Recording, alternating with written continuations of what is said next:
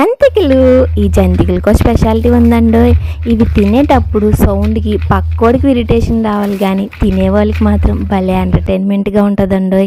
ఇంత క్రిస్పీనెస్ రావడం కోసం మా అక్కతో ఇవాళ 2 మొట్టికాయలు కూడా తిన్నానండి నేను. వీడియోస్ కోసం చాలా తిప్పలు పడుతూ ఉంటామండి.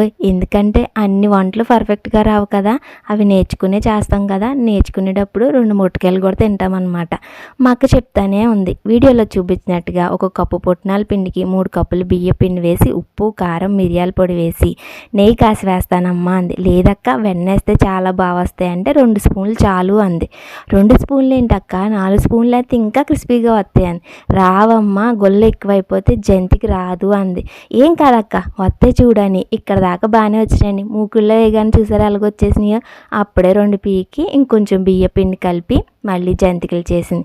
మొత్తానికి జంతికలు అయితే భలే క్రిస్పీగా వచ్చినాయండి. నచ్చితే ఒక లైక్, షేరు, సబ్స్క్రైబ్.